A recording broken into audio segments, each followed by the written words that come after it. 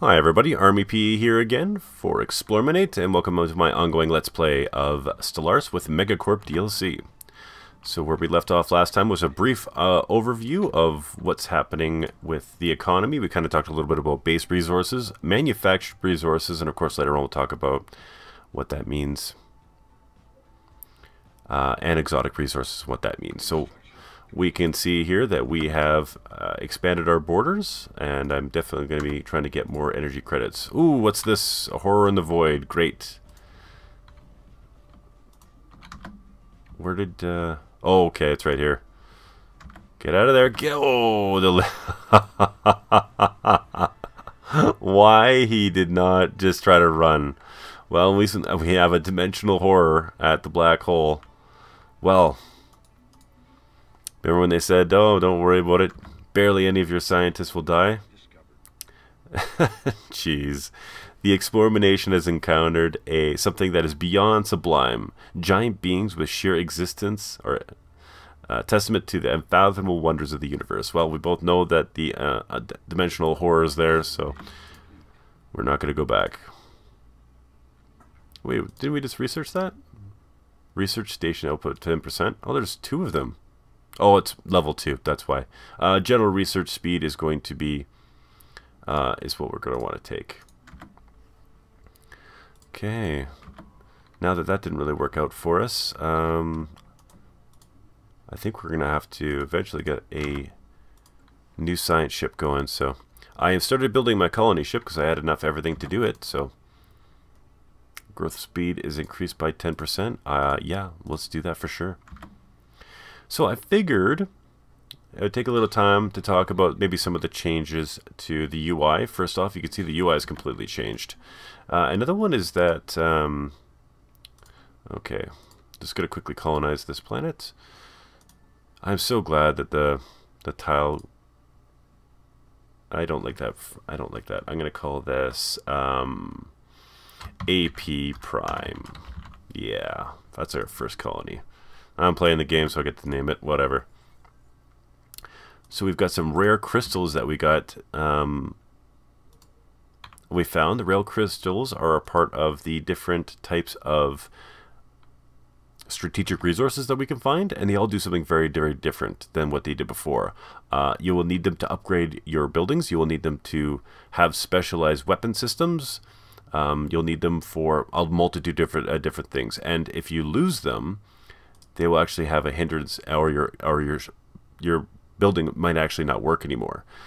So they have a far greater emphasis on their importance versus just, let's say, 10% extra, whatever. So the total UI has completely changed, and so have probably the biggest change that you're going to notice, besides the UI itself, is the policies, because the amount of policies that you have is going to, especially when you're playing as a corporate, is pretty vast. But some of the big ones I noticed were like food policy. So we have a dietary balance right now, which is pretty standard, but we can change that so that food is so plentiful that our food upkeep goes up by 25%. So the average food that someone consumes goes up by 25%, but everybody's happier, and the growth speeds by 10%. Including a mixed different economy policies. Right now we can make it so that our monthly consumer goods is 15% higher, but our alloys are minus 25 for our output. So it's really kind of interesting. And of course the opposite would be a militarization. Monthly consumer goods, average consumer good that someone uses or we use as manufacturing has gone up by 25%, and monthly hours by 15. So there's a lot of different, why did you go in there, you? Oh, he's already planned for a colony. Okay. There's a lot of different options here, and I get the funny feeling that, and I said this in passing down at the eXplorminate forums when we were talking about this. I said, to be completely fair, there was a lot of things that was very difficult. Yeah, it's fine. In 2.0 to handle. One of the things I really didn't like in 2.0, and I can talk about this a little bit now, is that they changed how the rivalry system worked. Wait. I was building 2 colony ships there, and I don't know why. My bad.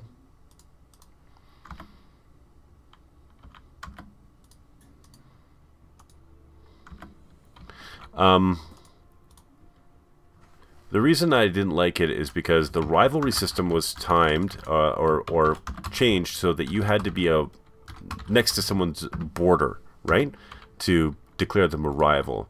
And it really hindered the limited diplomacy that currently exists in Stellaris. So a lot of times with the changing of the fast or the light, the changing on how rivals worked, the rough start that that the war score system had, or sorry, the war exhaustion system had, it really made it feel like 2.0 had a lot of restrictions. Ooh, cool. After detailed analysis, we've discovered that the strange metallic substance coating the surface of Yel Barasta is billions of nanites. Cool. We got technology gain is assembly patterns. Right on, 25%. I'll take it. That's a nice tech to have. And if I can say that the one thing that I've been noticing so much from MegaCorp and 2.2 is that there's a lot of freedom here. There's a lot of different interesting choices that you can make. How you choose to augment your economy is really up to your own imagination. And they've given you a lot of tools in this kind of sandbox environment to kind of really customize it. I really wish I had more time to kind of really dig into this before I made this Let's Play, because there's a lot of stuff here. But I'm telling you right now, I made it... How can I put this lightly? There have been so many times when I've been playing Stellaris where, especially because I've played it so much from patch 1.0 to 2.1, that the middle part of the game, or even the beginning part of the game, aside from early expansion, kind of dragged on a little bit. There wasn't a lot of meaningful decisions that you had to make. Whereas, when you started to... I'm going to build a lab, just in case you're wondering. Whereas, now, I played the last game before I started making this Let's Play, and I made it to about 2,300. So, I mean, officially mid-game, if you're thinking about when the endgame crisis is probably going to start popping up, or at least threatening to, at least, right? And I was just constantly inundated with all these small little changes on my... or interesting decisions, including when I got into a war with another nation and I absorbed them into my empire, and then in doing so, my entire economy had to kind of adjust to a giant influx of crime and instability, a lack of consumer goods. I had a ton of food that was not being utilized properly because, of course, they weren't producing their own food, so I was diving in and out of the market. I was making deals, and then all at the same time, I'm also dealing with the fact that now that they've lifted those restrictions, like I was talking about earlier, about the rivalry system, I had a very, very good relationship with a neighboring empire, and because I ended up befriending someone else, or what did I do? Oh, I got into a non-aggression pact with somebody that they didn't like. That quickly turned fast from them becoming my rival and then being ticked off at me that I was, had a defensive pact or a non-aggression pact with someone that they were rivaled with. And the dynamic kind of felt very much like it did in 1.9, which I was scared wasn't going to happen. Oh, Army P is ruling... well, we'll just... I don't want to spend any influence. Influence is really expensive. Starbase influence cost, sure. Okay, so I've got my new science ship. We're going to get a new leader in there. Oh, look. Anomaly discovery chance increased. So where are you going to go, darling? I think you are... Wow, we got a lot of options here. We didn't really get boxed in at all, did we? I could probably put you on several different fronts. I'm guessing that we're going to go east. All right. Mandate fulfilled. That's perfect. I think, was it mandate fulfilled? Okay. And I'm losing energy. That's fine. We're still at 0. So yeah, I honestly, in a lot of ways, I mean, if you played a lot of 1.9, and you kind of felt a little bit, you know, sour, maybe a little bit over the changes in 2.0. And now, assuming that the changes that you were upset about had specifically to do with everything that kind of got changed outside of the faster than light changes, I would be hard pressed to say that you're not going to enjoy how much they've kind of put back into the game versus just changed it. It's definitely been one of those things that if you've played a lot of Stellaris, you can say that sometimes they have changed things more than they've given things. You know what I'm saying? Like, you know, you get an expansion and they've changed, let's say, a significant amount, but they only add a small amount, if that makes sense. This one is totally off-road trade company. It produces 2 travelers for each trade hub. Ooh, wow. See what I'm saying? I'm stuck. Entertainers turn consumer goods into Unity and amenities. Ooh, boo, boo, boo, boo. Let's do some trade, because as soon as I'm going to actually upgrade this starbase here. Let's upgrade you, because I'm going to show you. I'm going to hopefully be able to show you trade in this episode. I think we got enough time. Yeah, I think we're good. Show off trade a little bit. We got our first faction founded. We should be rolling. Wow, 2.6. That's awesome. Oh, that's great too. Civilian fabricators, artisans turned into... Yeah, so we basically need this. You absolutely need this right now. Because actually right now, without the civilian fabricators, I actually don't have an ability to make consumer goods right now. I don't believe I do. So you need those civilian... yeah, which is a little strange. You'd think that they would offer that right off the bat. Interesting. I didn't even notice that. So anyway, civilian fabricators, I'm going to go back to that just for one moment because I hope that you guys pay attention to this. It's the only thing that turns minerals into consumer goods early game. So if you don't have that and you start building very quickly, you won't have enough consumer goods to build other things like Unity or research, etc. Okay. He's level 3 now. I think I'm actually going to take him back and start doing some of the anomalies, because these are often...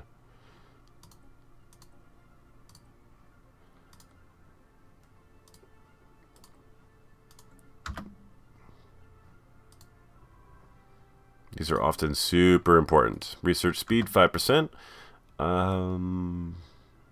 Let's do blue laser. Okay. So we got trade value, and I'm going to show you the trade system as soon as we colonize. We're really close, and I've got to upgrade the station, which looks like we're going to. I think you're going to go up here, darling. All right, now we got our colony. So what we're going to do is we're going to open the trade routes. So you can see here,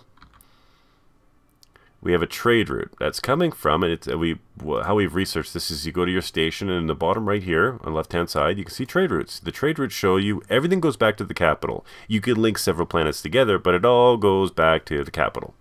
And what happens is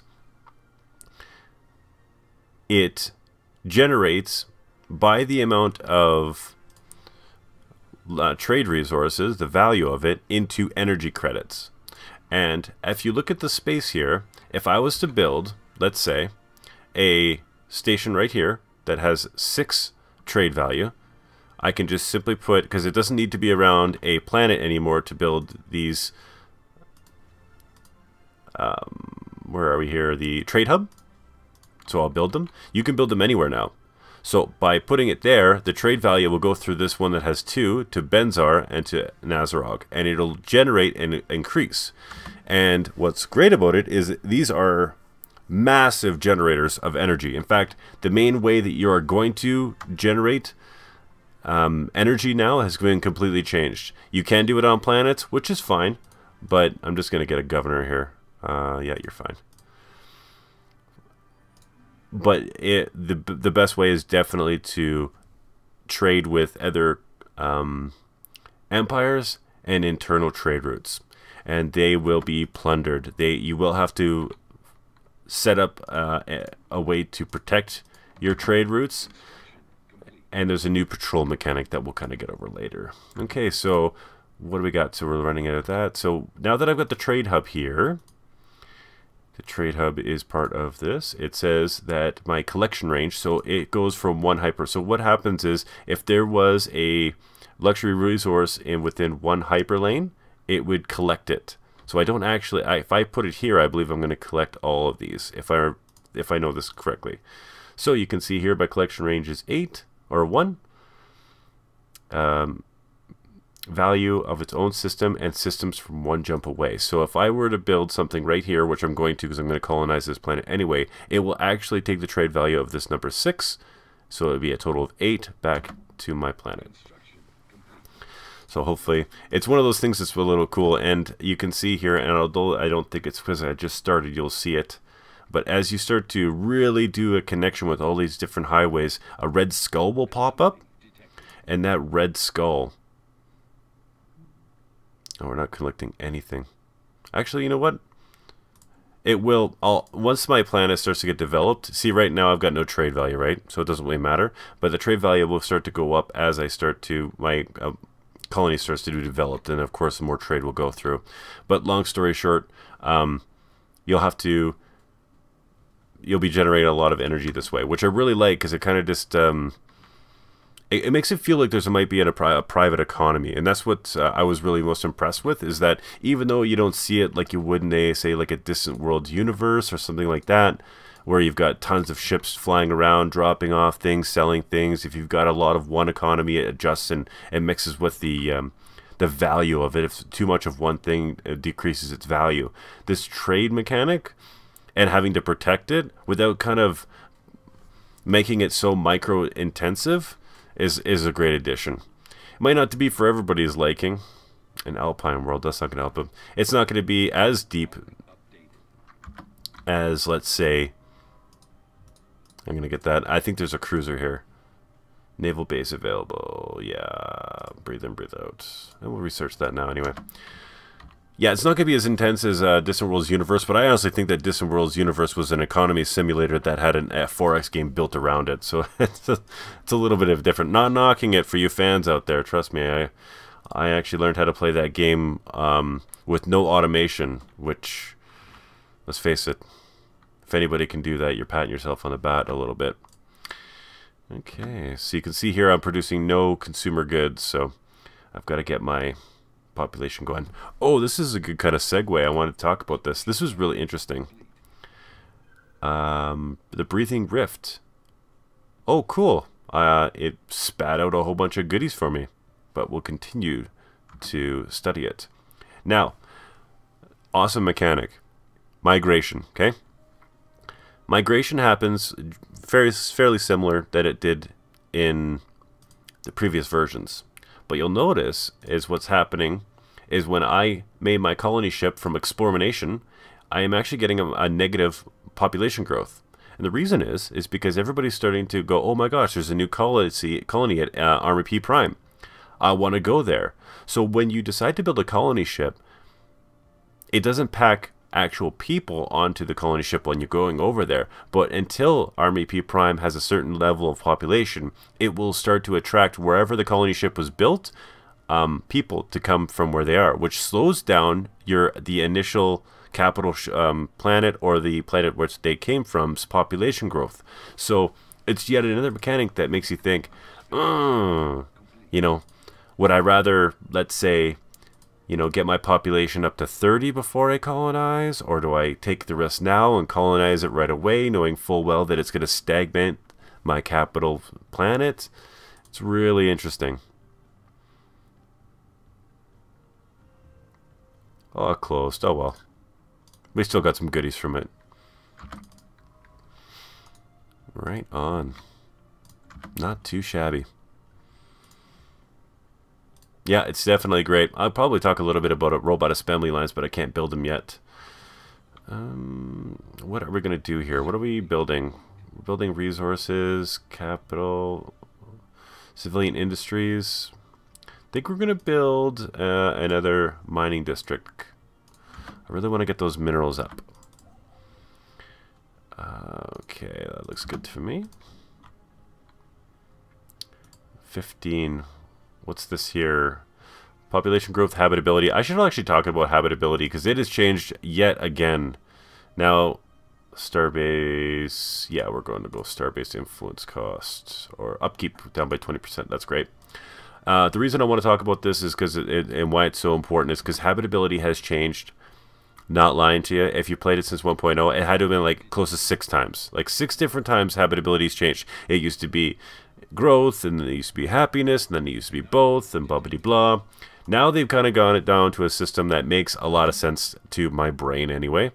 How habitability works is the amount of consumer goods that it takes for your habitability, and the building upkeep will be dependent on the race that you colonize this with, okay? So that means that if you go down to a planet that you're only 40%, you'll have like a 20% or 25% increase into your consumer goods to keep your amenities. It just basically costs more. Your consumer goods amounts will go higher, and the amount of building costs will actually increase too. And I think it might have to do something with amenities. I might have to, they'll probably tweak it, but I'm not 100% sure. Which means that if you find a really dark, like a planet like this one here, where I'm only 20% habitability, but let's say on this planet it has some type of planetary features that's just, you know, insane, gives me massive bonuses, a planetary feature that is worth it. I don't have to wait to colonize, or I don't have to wait to try to either gene splice something into me, grab and conquer another race that's habitable to this planet. I can actually choose to do it, but knowing full well that whatever I'm getting out of that planet and whatever it's specialized in, I'm going to have to augment that with the huge cost of doing business there, which I thought is really good because, of course, it's one of those situations that I really like about this patch. It's giving us more options and more decisions versus less. And that is awesome. Another thing you're going to notice is that your economy will go in peaks and valleys quite a bit. Because you're probably looking at, like, I'm like, oh, like, yeah, you got 3,400 minerals. I'm like, yeah, that ain't much. Oh, Graveyard Expedition. That means I know this game a little bit too far, or a little bit too much for my own liking here. Sorry, we're running out of population. So this one here, we're going to build a generator district. How's my food? Okay, it's pretty good. So you can see here at this colony we got an AP Prime. We're going to be making a ton of districts and food, and pretty much that's it. Because it makes no sense to do anything when it comes to mining because it's only got 2 tiny little slots. So anyway, signs of battle. There's a wrecked ship. If we go here, and if we are successful in doing so, we will get a cruiser, which is awesome. Cruiser this early in the game is great. It kind of wards off any potential nasties coming our way. Okay, giant skeleton. That's nice. So I'm hoping that our trade value eventually go up. It'll probably happen once we assert the... There's different buildings that give trade value, and then we'll start to see our energy credits going up a little bit. Yeah, it's been a while since I've been this excited to play a game of Stellaris. What did I get here? Finish 6. Thankfully, the Starship Graveyard on the surface proved to be a technological treasure trove. Studying the remains of these valises, advanced research. Okay, I guess we get some engineering tech. We didn't get the cruiser. Not the end of the world, though. Yeah, it's been a long time since I've been this excited to play Stellaris, but like I said, I played for 7 hours when I first got access to it, and all I kept thinking about was all the different ways I can tweak and enhance and make my entire economy more efficient. And the way that they've redone all the traits and the research and kind of centralize around this economy, it's really well done. I mean, from what I can tell so far, anyway. Who knows where I'm going to be in 10 or 15 hours. But if this is the base and it's only going to get better from here from more patching, I'm fine with that. Wow, do I have a lot of trade in around here? That's awesome. This is actually a very interesting start compared to my other one. My other game. Okay, I got lots of jobs, lots of amenities, lots of housing. Okay, so this would be an interesting situation here. And this is where we're going to get into that trade value. So we're looking at Army P right now. Okay, I'm running out of jobs, and that's fine. But our housing is getting low. So what we're going to want to do is make a city district, which makes 5 housing and opens up clerk jobs. And clerk jobs make trade value. So by building that, we will start to see our trade between AP Prime. I'm just going to rename this. I can't stand it when my star and my planet are named the same. Start to generate energy credits. Blue laser, that's good. Research from researchers is good. Okay. What do we just have there? Sometimes I get scatterbrained. We just had, oh yeah, blue lasers. So I guess we should. Now, one thing I'm not 100% certain on, and I will. I'm going to create a new Corvette. Oh, auto design off. Yeah. Anyway, you can use your Corvettes can be on can have point defense now. So there's. I didn't see that in the. I didn't see that in the patch notes, but here we are. Okay, so that's good. We're going to delete this auto. Is the cost of, I mean, 107 for 3 ships just for 3 blue lasers. It seems like that's a little off. I have noticed that, and I don't know if this is intentional or not, but it seems that that's quite high. Because if that's the case, it means every blue laser, well, I guess they're doing 6 of them. It just seems that a lot of times, upgrading your fleets is actually a debate, considering how expensive it is just to rebuild them. Alright, let's get some research and we should be good to go. Alright everybody, I think that's pretty close to where we're going to be for episode 2. Keep watching because it just gets better and better here. Next episode I think we're going to try to show maybe some trade routes and build some I don't know if I'm going to colonize this system yet because I want to get these 2 planets a little bit more established. But at least what I'll do is I'll upgrade the system and I'll show you the trade value. And then we'll talk a little bit about how pirates are affected by that. And who knows, by episode 3, we might be having some first contact. So this has been RBP for eXplorminate. Ooh, and a technology discovered. And I'll see you in the next episode.